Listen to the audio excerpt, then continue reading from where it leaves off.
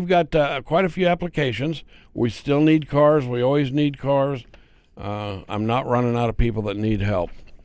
But I got one from Randall today. He was in the Army from 80 to 84, and he was deployed 3 years. I didn't get in too much detail with him on that, but this was sent in by a Salvation Army person, caseworker. She said this veteran is currently on a fixed income with Social Security. He's 57 years old and has several doctors that he sees and several appointments he needs to get to. With the limited income he has, he cannot afford one on his own, so a vehicle would greatly help him make it to his doctor's appointments. He struggles accessing basic needs for himself and struggles with depression and bipolar. He has knee and back and hip issues that limit his ability to access public transportation. Again, it's another story where a car is really a lifeline to Randall, and there's nothing worse than not having a way to get to your doctor or get to a better job. The guy wants to improve himself.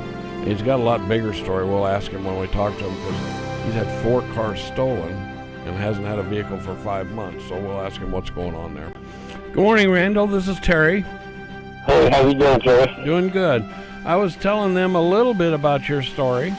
Yes. You've not only served the country, you had a little bit of tragedy in your life. I guess you lost your mom and your dad and brother. That was my oldest brother, my last brother living, and my father 30 days apart.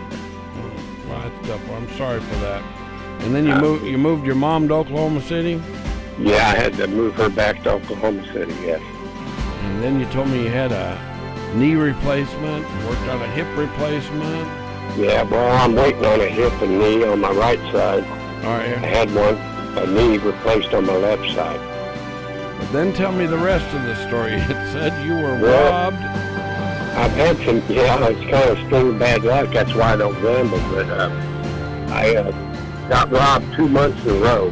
And it wasn't, the people wasn't connected, but it was just a string of bad luck. And the first one was, when they robbed me, they, knocked me unconscious, and I was in a coma for about 3 days out of Truman.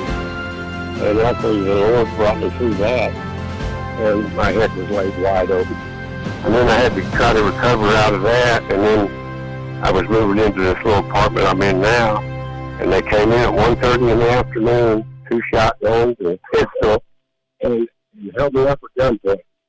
And so I just had a bad time, and I've had 2 vehicles that were stolen from me. And with my health, I'm 57. I'm just trying to keep my head up and do what I got to do. How do you get from place to place? Well, try to find a friend or somebody, and I hate to, we hate to ask people all the time. Or every now and then I'll try to get on a bus. Well, Randall, first and foremost, we want to thank you for your service. Well, you're very welcome. And we want you to thank your Salvation Army caseworker that submitted you, Sarah, and let her know that you appreciate it, because the reason we called you this morning is to tell you that we're going to give you a car. Oh, wow. Boy, that would sure take a load off my back. Had a rough go at it. Yeah. Well, and I'll tell you from experience that as you get older, it's not as easy to take care of the little things like when you're younger, that you could hop outside and walk down the block or something. There's a guy, bad knees, bad hips. He's not really walking anywhere either. So it'll do him, lift his spirits a little bit, and at least get him to the doctor so he can keep taking care of those problems. And I get people often when I'm out talk about what, we do here on this show, helping out our veterans. Everybody, thank you for what you're doing. You guys do a great job.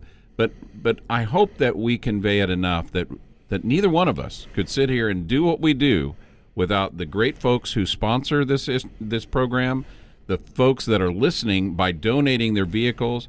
We've had a lot more people start to donate to the PayPal account to help out, to repair the vehicles, to help buy other vehicles, to donate.